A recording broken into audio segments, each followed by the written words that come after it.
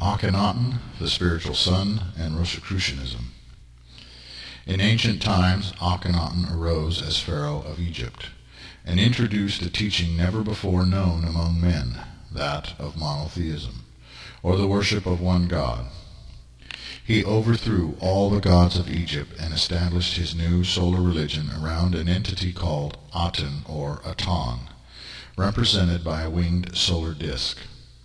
Akhenaton did not last long, and his regime was all but erased from history by the servants of the many gods of Egypt. This was before the time of Moses. The concept of the Aten is central to Rosicrucianism, and yet Uriel has forbidden Rosicrucianism within the holy nation.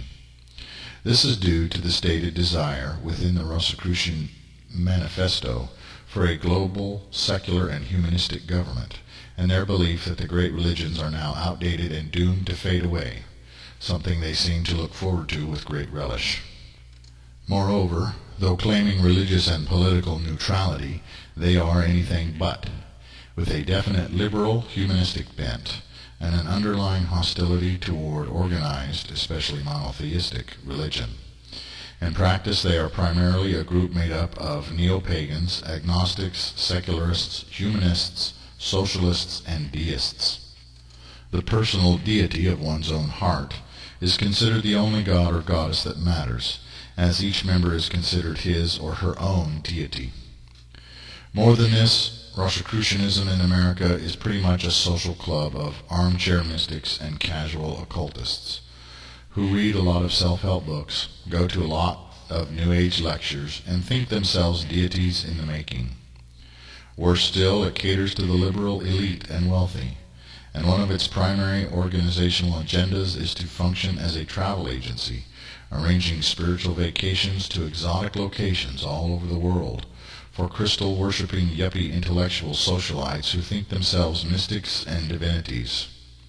American Martinism, the TMO or Traditional Martinist Order, is attached to the Rosicrucian movement, AMORC.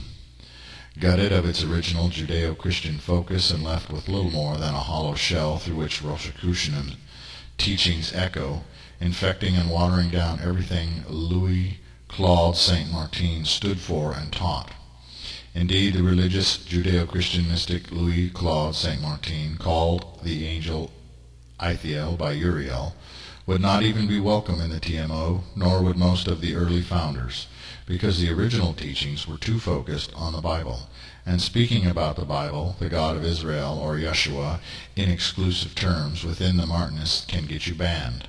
One must also be a member of the AMORC to get into the Martinists, save in rare circumstances. Melchizedek. The king of Salem, or king of peace, Melchizedek lived in the time of Abraham and ruled the city of Jerusalem when it was called Salem. Abraham tithed a tenth of his plunder to the king of Salem, according to the book of Genesis, while in the book of Hebrews of the New Testament he is considered the prototype of Jesus Christ. He is regarded as significant in Urianism because he represents a man not of Jewish origin who was considered a high priest and a ruler in the service of God Most High.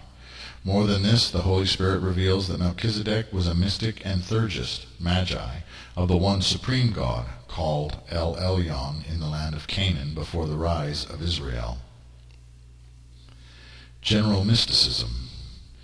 Mysticism, according to most dictionaries, is defined as the seeking of higher truths and direct spiritual and religious experience. Every religion has had its mystics, because mystics seek direct communication from and experiences of God, or the gods in pagan religion. Most often the mystics of the past were private individuals, loners, who would go forth into isolated places, would fast, go without eating or drinking, pray, meditate, study, and put themselves through rigorous physical disciplines and deprivations. Many mystics employ the use of natural herbs, especially hallucinogenic forms of drugs, often termed ethnogens. Shamans of the Native American tradition follow a mystical path, the real shamans as opposed to the posers.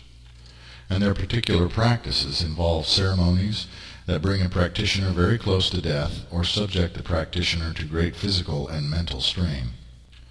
The oracles of Delphi, the secret ways of Mithras, Orpheus and Demeter, Eleusinian mysteries, as well as the beliefs of Gnostics, were all mystical, religious, and spiritualistic practices. Among Zoroastrians, the Magi were mystics, and it might be said that the prophets of Israel were mystics as well. Jesus is considered a mystic of the highest degree, and the first Christians lived very mystical lifestyles. There is a difference between real mystics and spiritualists. Spiritualism is a cheap, shallow, and undisciplined path of sort-of-mysticism, which takes shortcuts. It is often ego-centered and delusion-driven, dealing mainly with dead people, a practice forbidden in most forms of monotheism, and is a source of many demonically inspired false teachings. All Urians should aspire to the mystical path, for Urianism is intended to be a fellowship of mystics, rather only a religion of passive participants and part-time wannabes. The highest goal of mysticism is to achieve a unity between the divine and the human nature of mankind, Homo Angelicum.